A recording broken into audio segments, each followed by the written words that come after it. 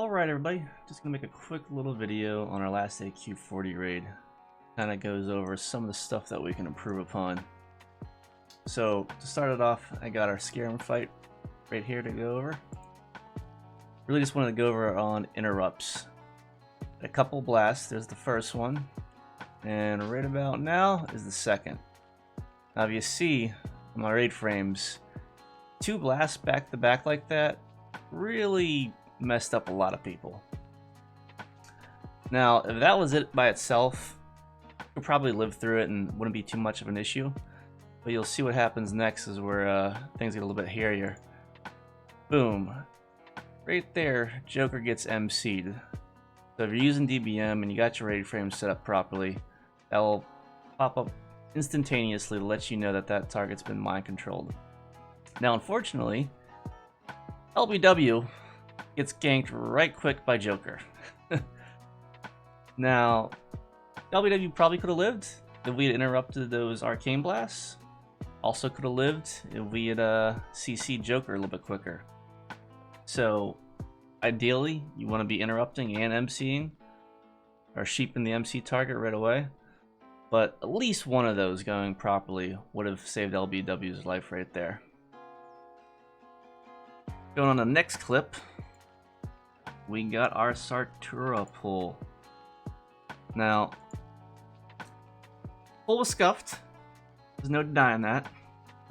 We'll see the boss, boom, aggros, starts going in, and immediately we got too many people running in. When stuff like this happens, i.e. not the way we want it to, if you're DPS, don't move. Just sit there, don't DPS. It's more important that the tanks and the healers get the situation situated before we start going ham. So as it goes on, you'll see that the ads, they don't want to move. They're stunned initially. They're stopping from Whirlwind. The boss is being pulled to the side.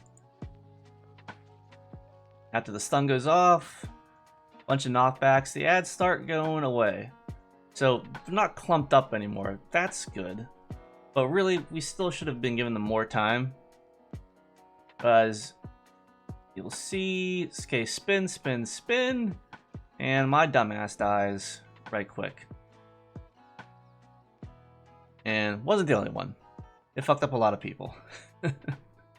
So, you know, I gotta practice what I preach myself. But in a situation like that, I'll say it again. Your DPS, just stand there. Take your hands off the keyboard. Let the tanks get under control. Let the healers make sure they're not dying. Wait for the call to go in. Third one. Ooh. Nothing too crazy here. Really just wanted to go over when he re-emerges after a submerge phase. The donkeys are doing really good about calling out when to group up towards the middle. And we just gotta listen better to that. You'll see it right here in the clip. He's emerging in about 8 seconds. Donkey calls to run forward. Some people are running forward, but not everybody. And you'll see it right there. Uwu is now basically at the entrance to the room. Bugs are running all around. This is exactly what we don't want to have happen. We want to be grouped around these totems when he emerges. Everybody, including the mages. That way all these little bugs can be AoE'd down instantly. There's not a lot of health to them. They don't really hurt a lot. They're just annoying. They're going to have spell pushback, so you want to get them down. And that way you also don't have Uwu by the door. You want him in the middle. Just makes positioning a whole lot easier. That's really it for that one. But wanted to end with something that we did positive, not just, you know, constant negative feedback. So something that's we always struggle with a little bit is avoiding these bugs when they explode. And we did it real quick on the fly. Boom. So that bug's gonna explode. Everybody's running towards it. Everybody's gonna get hit by this shit, right? Watch the raid frames. Not a single person takes damage from it. That's perfect. That's the kind of stuff that shows that people are paying attention to the little things that, you know, are variables. So that's the video. Thanks for watching, and hopefully we do good next week.